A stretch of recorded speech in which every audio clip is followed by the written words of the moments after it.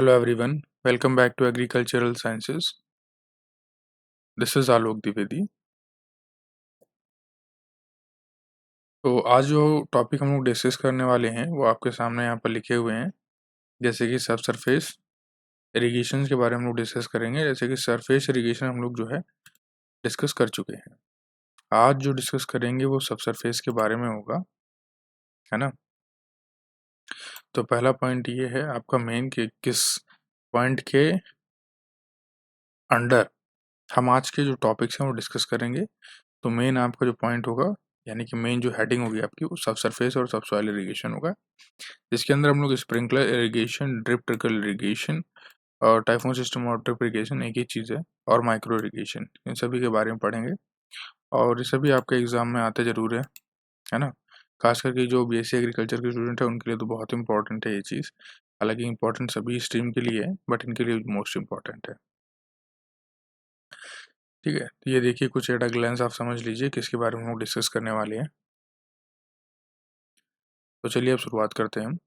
देखिए सब सरफेस और सब सॉइल इरिगेशन का मतलब क्या होता है। देखो सरफेस का मतलब क्या होता है जब तो हम सतह पर करते हैं इरिगेशन, है ना। लेकिन सब सरफेस का मतलब होता है कि जब हम सरफेस के नीचे जाकर थोड़ा सा करते हैं, अंडरग्राउंड करते हैं हल्का इरिगेशन, ठीक है। तो वो होता है सब सरफेस इरिगेशन। ऐसा ज़्यादा डीप नहीं जाते हैं, एक निश्चित दूरी पर ही जाते हैं ज़्यादा से ज़्यादा। अब मैं आपको बताऊंगा इस चीज़ के बारे में डिटेल में। चलो आपको मैं बाय डेफिनेशन बताता हूँ क्या चीज़ है। It is through underground perforated pipes through deep trenches at 15 to 30 meter intervals. Water gradually wets root zone through capillary movement. देखो बेसिकली क्या होता है, इसमें अंडरग्राउंड परफोरेटेड पाइप्स लगाए जाते हैं जिनके थ्रू क्या होता है। मैं एक बार थोड़ा सा हल्के कलर का जो है पेन ले लेता हूँ। चलो ठीक है। तो इसमें जो है परफोरेटेड पाइप्स लगाए जाते हैं पहली बात तो।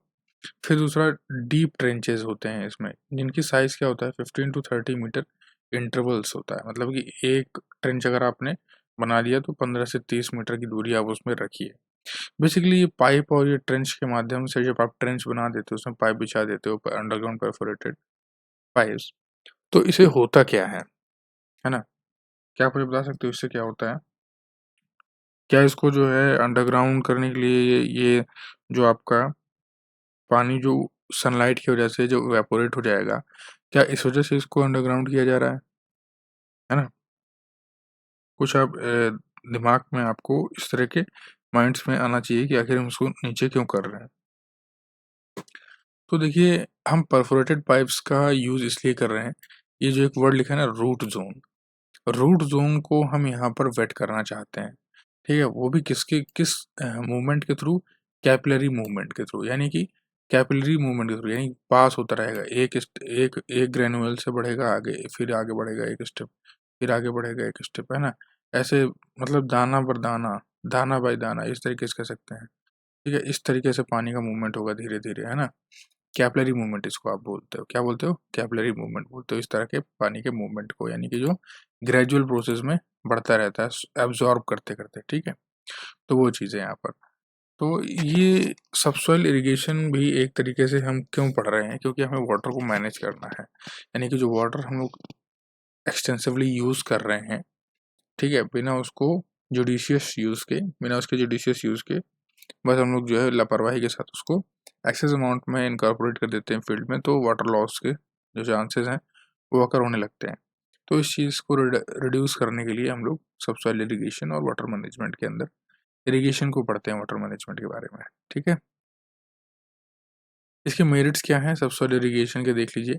Evaporation loss is less due to the dry surface. देखो पहली चीज़ तो आप जान गए हो कि वेपोरेशन लॉस क्या होगा, वो बहुत कम होगा, क्योंकि आप ज़मीन के नीचे कर रहे हो तो डायरेक्ट उस पर सनलाइट नहीं पड़ेगी, और जब डायरेक्ट हीट नहीं पड़ेगी तो वेपोरेशन कम होगा। लेस वीट प्रॉब्लम, आपको सीधे रूट जोन पे आपको देना है मॉइस्चर।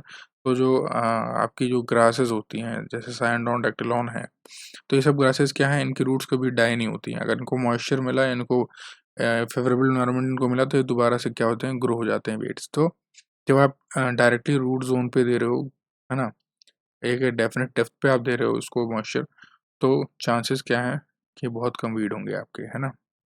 डीप ट्रेंचेज में भी यूज फॉर ड्रेनेज। आपको अगर ड्रेनेज करना है तो उसके लिए भी क्या है, डीप ट्रेंचेस बनाने चाहिए आपको। गड्ढे, ट्रेंच मतलब एक तरीके का गड्ढा होता है, ठीक है। जैसे मैं आपको दिखा देता हूँ, चलिए आगे दिखाऊंगा मैं। Suitable where water table is shallow, अगर सबसे कहाँ बेहतर सुटेबल होता है, जहाँ पर वाटर टेबल क्या हो, सैलो हो, बहुत ज़्यादा ऊपर ही पानी हो, बहुत ज़्यादा नीचे ना हो, बहुत डेप्थ में पानी ना हो, वाटर टेबल ऊपर ही हो, तो वहाँ पे क्या होता है, सॉइल इरिगेशन बढ़िया बेटर होता है। ठीक है, ये चीज़ आपको आई होप क्लियर है। चलिए अब हम लोग डिस्कस करेंगे deep percolation through trenches. Deep percolation through trenches, तो डिमेरिट्स है ये, मतलब कि डीप परकुलेशन हो जाता है ट्रेंचेस में। आप देखो, पहली बात तो आप, ये सॉइल है, इसके नीचे आप जो है परफोरेटेड पाइप आप बिछा रहे हो, ठीक, इसके नीचे आप परफोरेटेड पाइप को बिछा रहे हो। अब यहाँ से जब आप यहाँ इरिगेशन करते हो तब परकुलेशन होता है ना, तब परकुलेशन होता है नीचे की तरफ। तो अब जब आप यहाँ पानी दे रहे हो, यहाँ से मॉइस्चर प्रोवाइड कर रहे हो, तो परकुलेशन क्या होगा, और नीचे तक जाएगा। वही लिखा है कि डीप परकुलेशन होगा, है ना इसमें, पर उससे इतना ज़्यादा कोई इशू नहीं है। Maintenance of pipe lines is difficult, अब पाइप लाइन्स आप नीचे भी चाह रहे हो, तो इसमें क्या है, हो सकता है कि जो कॉस्ट होगी, हो सकता है कि कहीं पर जो पाइप है वो रप्चर हो जाए, है ना, कुछ इस तरीके की समस्याएं आ सकती हैं ड्यू टू द प्रेशर, तो ये थोड़ा सा डिफ़िकल्ट होता है। हालांकि ये जो मेथड है, ये प्रैक्टिस केरला में ज़्यादा होता है, कोकोनट गार्डन और कश्मीर में वेजिटेबल्स के लिए जो है इनको ज़्यादातर यूज़ किया जाता है। तो आई होप ये चीज़ आप समझ गए अच्छे से, यहाँ पर आपको कोई डाउट नहीं है। ये देखिए ट्रेंचेस आप देख लीजिए, इस तरीके की ट्रेंच बनाई जाती है लॉन्ग, और यहाँ से परफोरेटेड पाइप्स को अंदर डाला जाता है और इनके रूट जोन पर मॉइस्चर अवेलेबल कराया जाता है। ठीक है, आई होप आप समझ गए हैं, देख लीजिए आप एक बार ध्यान से।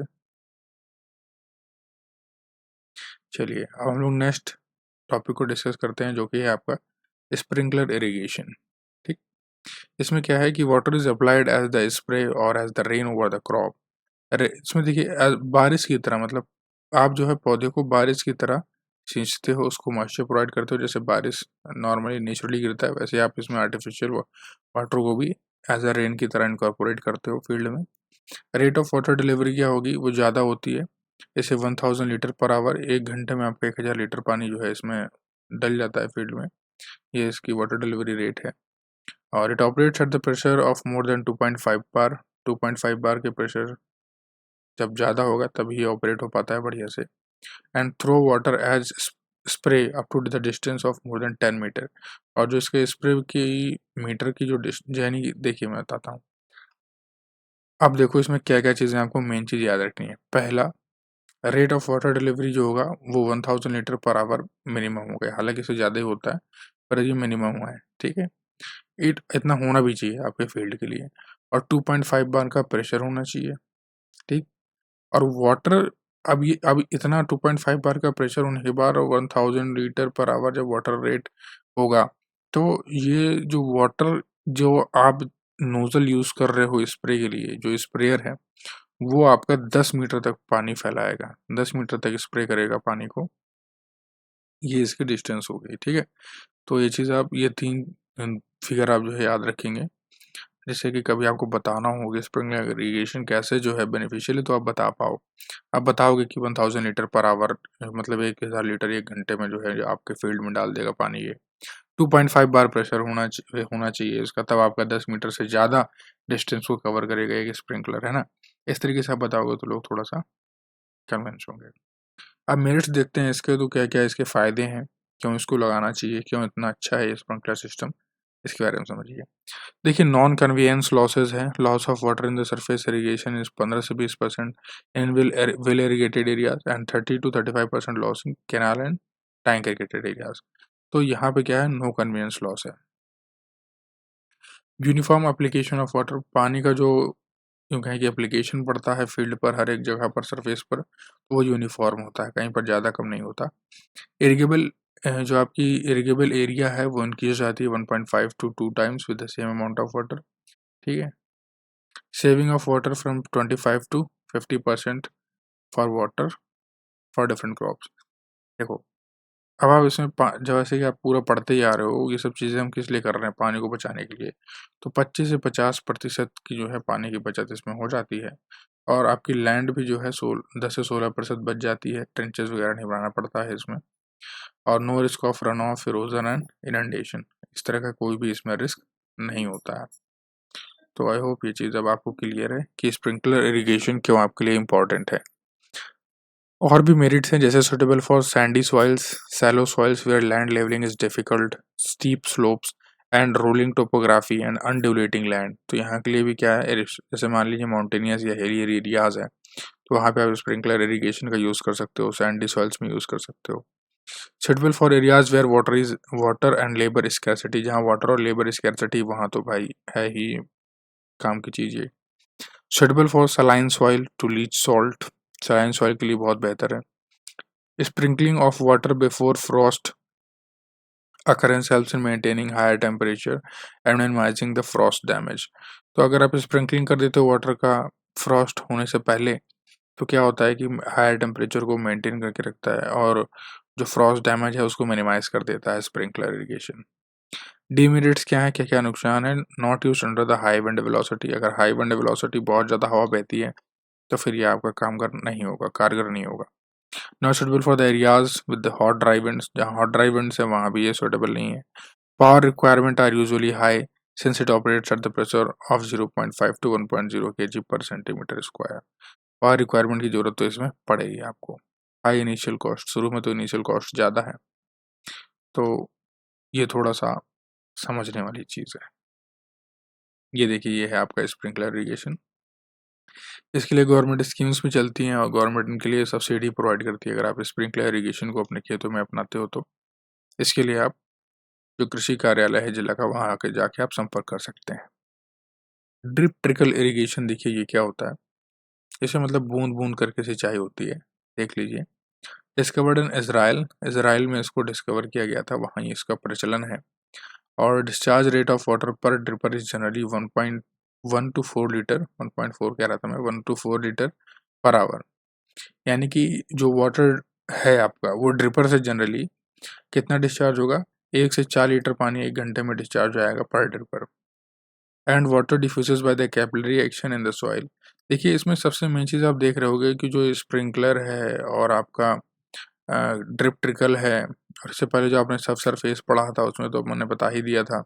तो इन सभी में जो हम लोगों का वाटर मूवमेंट हो रहा है वो किससे हो रहा है? कैपिलरी एक्शन से ही हो रहा है। किससे हो रहा है? कैपिलरी एक्शन से हो रहा है। It consist of main pipeline, इसमें देखिए मेन पाइपलाइन होगी, सब मेन्स होंगे, लेटरल्स, एमिटर्स होंगे। तो जैसे कि स्प्रिंकलर हेड्स होते हैं तो इसमें emitters release water without any pressure, यहाँ पर कोई प्रेशर की जरूरत नहीं पड़ती। जैसे वहाँ पे आपको प्रेशर की जरूरत पड़ रही थी, यानी मैं बताया था मैंने आपको ना यहाँ पे कि 2.5 बार का प्रेशर लगेगा, बट यहाँ पे क्या है, इस तरीके के प्रेशर की जरूरत नहीं है।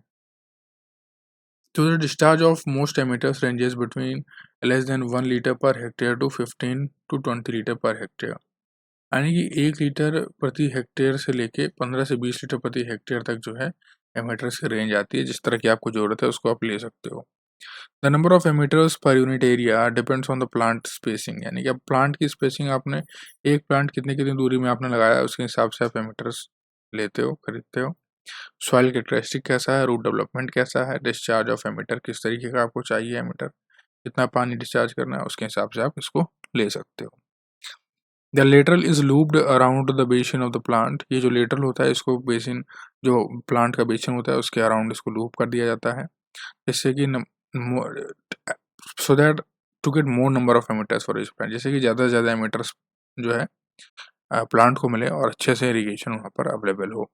इरिगेशन इंटरवल इसमें 1 से 4 दिन का है। इट सेज 50 से 70% वाटर इवन एंड मोर, सबसे ज़्यादा पानी आपका ड्रिप एंड ट्रिकल इरिगेशन में बचता है। फ़ायदे इसके क्या हैं? वेल सूटेड एरियाज़ हैं, एक्यूट वाटर शॉर्टेज में आप इसको आराम से यूज़ कर सकते हो। Deep percolation, surface run of और जो इवेपोरेशन लॉस है बहुत कम है, ना के बराबर है। वाटर इसमें जो फील्ड कैपेसिटी है वो ऑल थ्रू मेंटेन रहती है। नो लैंड लेवलिंग नेसेसरी, यानी कि लैंड लेवलिंग का जो खर्चा है वो भी आपका इसमें बच जाएगा, वो भी आपको इसमें नहीं लगाना पड़ेगा। और ही फायदे हैं जैसे कि सॉल्ट कंसंट्रेशन यहाँ पर लेस है even in salty soil due to high moisture content, है ना। Herbicide and fertilizers are applied to crop by solubilizing into the irrigation water। जैसे हर्बिगेशन हो गया आपका, हर्बिसाइड प्लस इरिगेशन के साथ दोनों काम हो जा रहा है। फर्टिगेशन, फर्टिलाइजर एप्लीकेशन भी आप कर सकते हो, फर्टिगेशन हर्बिगेशन दोनों इसमें पॉसिबल है। एनर्जी रिक्वायरमेंट बहुत कम है, और जो प्लांट्स के ऊपर जो डिसीजेज और वीड इन्फेस्टेशन होता है बहुत नेग्लिजिबल हो जाता है, लेस हो जाता है। डेमेरिट्स में ये है कि एमीटर्स कभी कभी क्लॉग हो जाते हैं, जाम हो जाते हैं, तो इनको थोड़ा सा देखने की ज़रूरत है, मेंटेनेंस सर्विस की ज़रूरत है। Damage to the lateral system due to the rodent and other animals. अब मान लीजिए कोई चूहे या तो फिर खरगोश वगैरह इस तरह के एनिमल्स हैं, रोडेंट्स हैं, तो लेटरल सिस्टम को काट सकते हैं, तो सब चीज़ें थोड़ा देखने लायक है। सॉल्ट एक्यूमुलेशन हो सकता है पावर प्लांट कह रहा हूँ मैं, प्लांट्स के पास, इसलिए क्या है कि पानी जो है सफिशिएंट उसमें देखिए आपकी वाटर हो का जो लीचिंग है, यानी कि वाटर पास हो रहा है सफिशिएंटली कि नहीं, या तो फिर कहीं ऐसा तो नहीं कि एमीटर के पास ही पानी पूरा इकट्ठा हो रहा है, तो वहाँ पर समस्या हो सकती है, सॉल्ट का एक्यूमुलेशन हो सकता है ना। थर्ड क्या है कि मोस्ट सुटेबली, अब देखिए ये चीज़ आप समझ गए हैं, मेरिट्स आपको मैंने बता दिया सारा। अब यहाँ पे देखिए नेक्स्ट क्या चीज़ है कि most suitable for widely spaced crop, सबसे ज़्यादा जो है ड्रिप वाटर रेगुलेशन जो है वाइडली स्पेस्ड क्रॉप्स में बेहतर होती है। ऑर्चर्ड ट्रीज एंड वेजिटेबल्स में आप इसको इजीली लगा सकते हो, जहाँ पे आप इसको बेहतर तरीके से यूज़ कर सकते हो और अच्छा से अच्छा बेनिफिट आप इसको ले सकते हो। जैसे apple, mango, lemon, tomato, brinjal, cotton etcetera, इन सब का अगर कल्टीवेशन करना है तो ड्रिप एंड ट्रिकल इरिगेशन बहुत बढ़िया है। अब इसी में टाइफून सिस्टम और ड्रिप इरिगेशन आता है। इसमें क्या होता है कि it is an efficient drip irrigation for the sugar cane. Sugar cane के लिए बहुत बेहतर होता है टाइफून सिस्टम और ड्रिप इरिगेशन। ये 50% पानी कम यूज़ करता है क्रॉप को रेस करने के लिए कन्वेंशनल इरिगेशन मेथड के मुकाबले, और इसको जो है इज़राइल में डेवलप किया गया है, जो रो में जो प्लांट्स क्रॉप के आते हैं बेसिकली उनके लिए, और हवाईयन शुगर प्लांटेशन में सबसे ज़्यादा इसका यूज़ होता है typhoon system of drip irrigation का। ये देखिए ये है ड्रिप स्लैश ट्रिकल इरिगेशन। इस तरीके से यहाँ से एमीटर्स हैं जो पानी यहाँ से देते रहते हैं इनको बेसिन में, ये प्लांट यहाँ पर रिंग बेसिन बना दी जाती है, तो यहाँ पर पानी को जाता रहता है। अब देखिए माइक्रो इरिगेशन, ये आपका जो है सब यानी कि सबसे छोटा इरिगेशन है, इसके नाम से समझ में आ रहा होगा आपको, है ना। तो वैसे ही है ये माइक्रो इरिगेशन वही चीज़ है। यहाँ पे क्या होता है कि वाटर का जो एप्लीकेशन होता है बहुत लो रेट में अप्लाई किया जाता है over a long period of time और एट अ फ्रिक्वेंट इंटरवल। अब देखो जब लो रेट में प्रोवाइड कर रहे हैं तो हमको ज़्यादा यानी कि फ्रिक्वेंटली हमको देना पड़ेगा, चलिए ठीक है ना, लेकिन थोड़ा over long period of time देना पड़ेगा, यानी कि बहुत जल्दी नहीं देना पड़ेगा, थोड़ा सा समय लगा के फिर बट हमें उसमें पानी देना, हमें आप ऐसा नहीं कर सकते हो कि एक बार पानी दे के आप छोड़ दो काफ़ी लंबे समय तक, तो ऐसा नहीं हो सकता। फ्रिक्वेंट इंटरवल पे जो है आपको पानी देना पड़ेगा, और समय ये जो लिखा है ना over long period of time, मतलब कि समय इसमें ज़्यादा लगता है सिंचाई में। जैसे आप मान लीजिए 1-2 घंटे में आपने सरफेस में कर दिया, सरफेस में आपने 3-4 घंटे लिए, तो माइक्रो इरिगेशन में और ज़्यादा टाइम लगेगा। डायरेक्टली इसमें प्लांट रूट ज़ोन में जो है पानी जाता है, और the following types of irrigation are categorized under the micro irrigation, जैसे कि ड्रिप इरिगेशन हो गया और माइक्रो जेट इरिगेशन हो गया। ड्रिप इरिगेशन के बारे में आप जान ही चुके हो।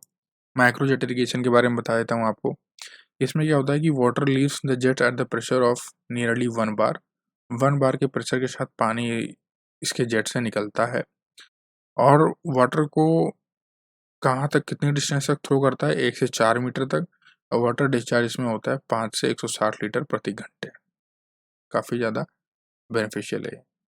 अब इसके अंदर माइक्रो स्प्रिंकलर के अंदर आपके आते हैं यानी कि माइक्रो इरिगेशन के अंदर आपका पहला जो मेथड था वो मैंने आपको बताया ड्रिप इरिगेशन है, दूसरा माइक्रो जेट इरिगेशन, तीसरा माइक्रो स्प्रिंकलर आता है, यानी स्प्रिंकलर का छोटा रूप, जो कि वाटर डिस्चार्ज करता है 28 से 223 लीटर प्रति घंटे, और ऑपरेटिंग प्रेशर जो होगा वो 0.8 टू 4 बार का होगा, और इसमें 0.9 टू 4 मीटर तक डिस्टेंस होगा वाटर के थ्रू का, और ये फॉरेस्ट ट्रीज के लिए बेसिकली ज़्यादा इंपॉर्टेंट होता है।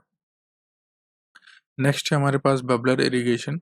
इसमें vertical risers are anchored to stakes और post and their heights are to adjusted that they deliver water at the rate desired.